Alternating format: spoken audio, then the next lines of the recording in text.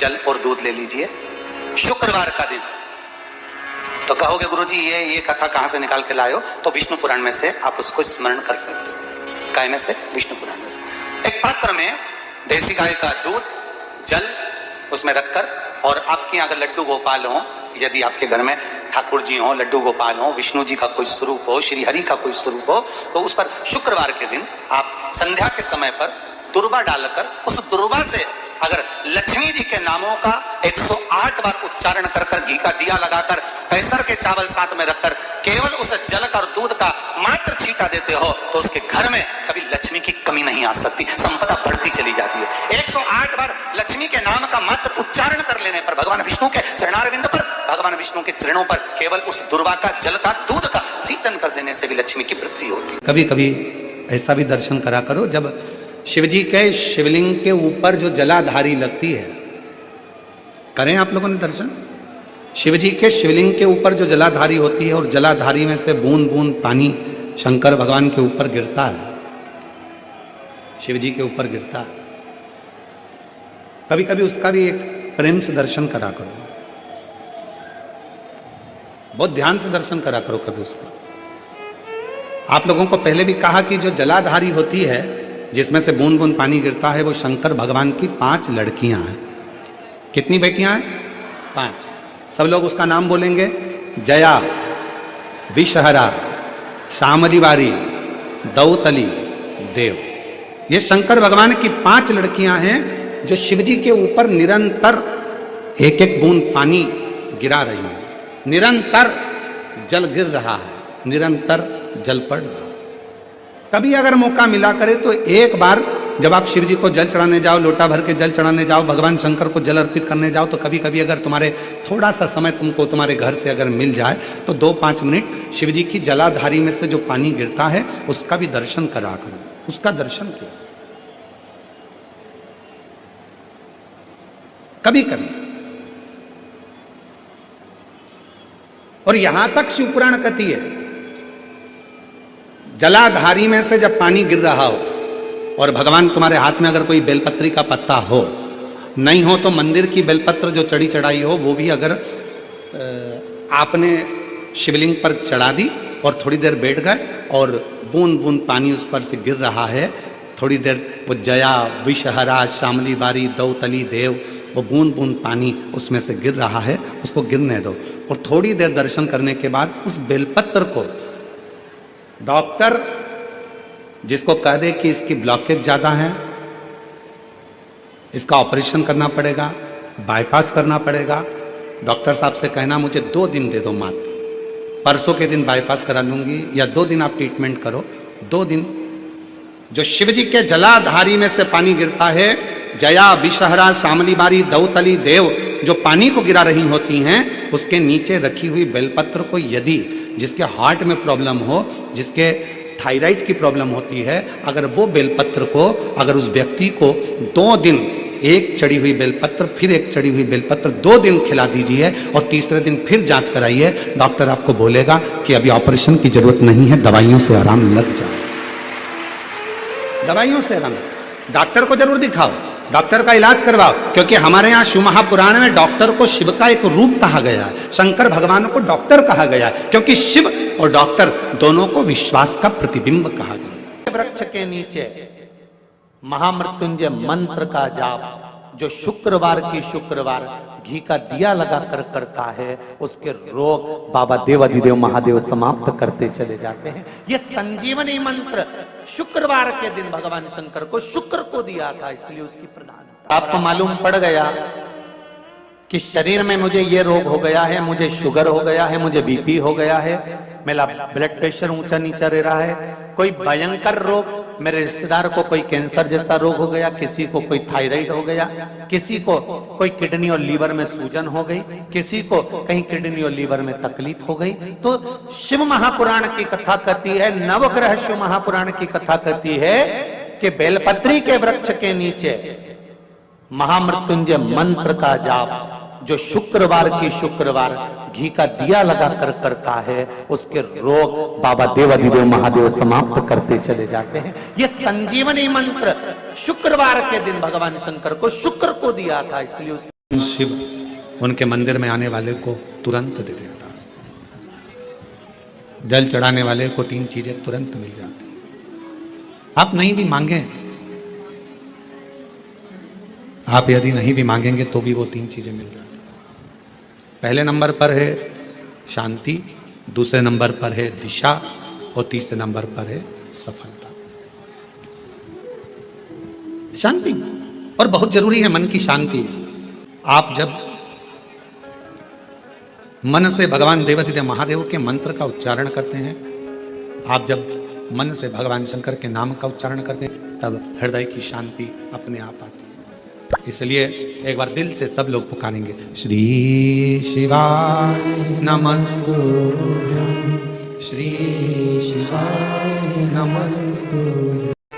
पति पत्नी में आपस में झगड़ा हो रहा हो, बहुत क्लेश रहता हो, बहुत ज्यादा, दोनों एक दूसरे का मुंह देखना पसंद ना करते, दोनों एक दूसरे के सामने ना आए, इतना क्रोध जिस पति पत्नी के आपस में रहता हो, अगर पत्नी एक सिंदूरा अगर शंकर जी के मंदिर से पार्वती जी को टच कर पार्वती जी का स्पर्श कराकर सिंदूर उसमें भरकर उस सिंदूरे को अगर अपनी अलमारी में रख लेती है, जहां तैयार होती है उस अलमारी में रख ले, और भले वो मांग में लगा रही कि ना लगा रही, थोड़ा बहुत भी लगाया तो ठीक है, ना लगाए तो अलमारी में अगर रख भी ले, 20-22 दिन के अंदर हमको पत्र लिखकर बताना कि उसकी लड़ाई झगड़ा कम हुआ कि नहीं हुआ, उसका आपस में मेल बढ़ा कि नहीं। तो एक प्रैक्टिकल करके देखना कि सियोर वाला महाराज कहीं झूठ तो बोल के। सारे ज्योतिर्लिंगों में आप जाकर दर्शन करेंगे तो गोल जलाधारी मिलेगी और उत्तर की ओर उसका जल जाते हुए आप दर्शन करेंगे, ठीक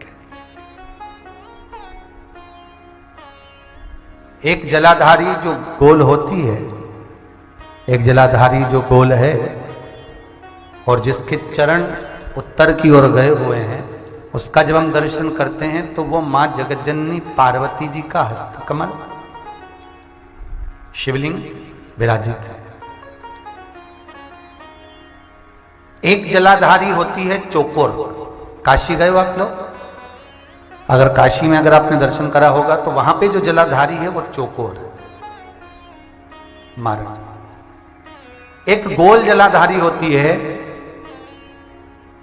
जो सर्व कार्य करने में, पूर्ण फल देने में प्रबल होती है महाराज। और जो चौकोर जलाधारी होती है ये मुक्ति देने में, मतलब मोक्ष की जो कामना करने वाले होते हैं, मुक्ति की जो कामना करने वाले होते हैं, मोक्ष की जो कामना करने वाले होते हैं, उसके लिए चौकोर जलाधारी का स्मरण कराया जाता है।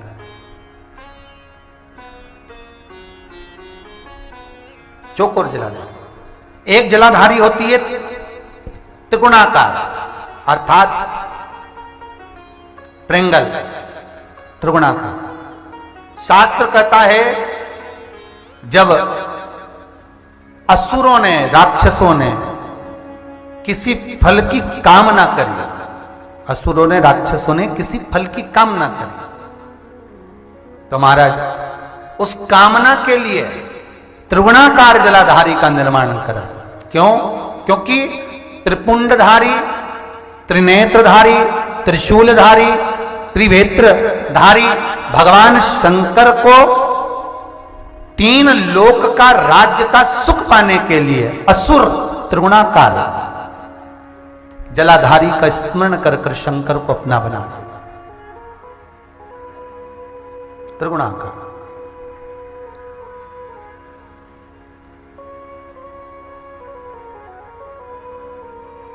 एक प्रसंग बड़ा सुंदर सा है स्कंद पुराण का कि भगवान शंकर पर जो जल चढ़ता है वो उत्तर दिशा की ओर क्यों जाना चाहिए, ठीक है। और पूजन करने वाले व्यक्ति को महाराज दक्षिण में बैठकर उत्तर की ओर मुख कर शंकर का अनुमोदन क्यों करना चाहिए, ठीक है। जब हम शिव जी की अर्चना करते हैं तो हमारा मुख कहाँ ज्यादा होना चाहिए? उत्तर की ओर, ठीक है। दक्षिण की ओर से हम बैठे हैं, जहां भगवान का जल जा रहा है महाराज उस ओर देखते हुए, अर्थात उत्तर की ओर हमारा मुख होकर हम भगवान के शंकर की आराधना करें। जैसे पूर्व अभिमुख होकर शिव की जो आराधना करी जाती है वो एक श्रेष्ठता का फल देते, फल देगी, मना नहीं है। पश्चिम की ओर मुख कर जो शंकर की आराधना करी जाती है उसका फल मिलेगा, मना नहीं है। पर दक्षिण में बैठकर उत्तर की ओर मुख कर कर जब हम शंकर की आराधना करते हैं, उसका जो फल होता है वो शीघ्र प्राप्त होता है। पर ज्यादातर लोग कैसे करते हैं? आप लोगों ने भी तो करा होगा, बोलो जरा जम के। कहां बैठते हो? महाराज जी उत्तर की ओर तो जलाधारी का मुख है, ऐसे एक सहज भाव, ये शिवलिंग है, ये जलाधारी, ये उत्तर की ओर है। तो तुम लोग कहां बैठोगे? ये यहां जा रही है तो ये शिवलिंग है, तो तुम इसके सामने बैठोगे। ये जल यहां से जा रहा है, तुम उसके सामने बैठो। पर बैठना कहां चाहिए? जहां शिवलिंग है, यहां से जल बह रहा है तो यहां बैठो। फिर बाद में लोग कहते हैं महाराज जी हम तो शंकर जी की खूब पूजन करते, हमने तो खूब अनुष्ठान करा, पर फल कम क्यों मिला? उसका कारण है, पूर्व अभिमुख होकर करोगे मिलेगा, पर थोड़ा समय लगेगा। पश्चिम अभिमुख होकर करोगे मिलेगा, थोड़ा समय लगेगा।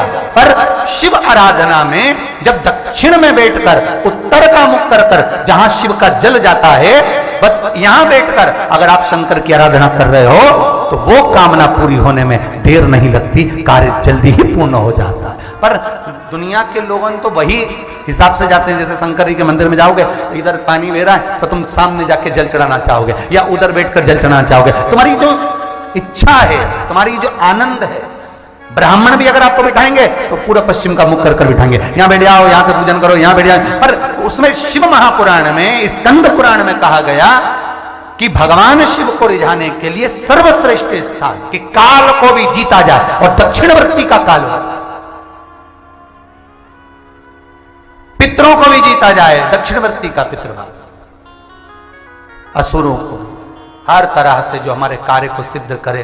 तो उत्तर की ओर छोटा सा शंकर जी का शिवलिंग है, छोटा सा शंकर भगवान का शिवलिंग है, या आपके घर में कुबरेश्वर धाम का कंकर है, और आपके घर में यदि शंकर भगवान का शिवलिंग है, या सीहोर का रुद्राक्ष हो, या शंकर भगवान का शिवलिंग हो, या कंकर शंकर हो, तो निवेदन है जहां पर भी शिवलिंग आपके घर में विराजमान है, अगर छोटी सी कटोरी में एक बेलपत्र को आप नीचे रखिए, छोटी सी कटोरी उस बेलपत्र के ऊपर रखकर उसमें थोड़ा सा मधु शहद शंकर भगवान की साक्षी में शिव जी के सामने अगर शुक्रवार की शुक्रवार रखना प्रारंभ कर दो, धीरे धीरे संपदा की वृद्धि अपने आप होने। जब व्यक्ति के मन में अहंकार आ जाता है, जब व्यक्ति के मन में अभिमत्ता आ जाती है, थोड़ा सा अभिमान आ जाता है, तो वो भगवान से दूर हो जाता है।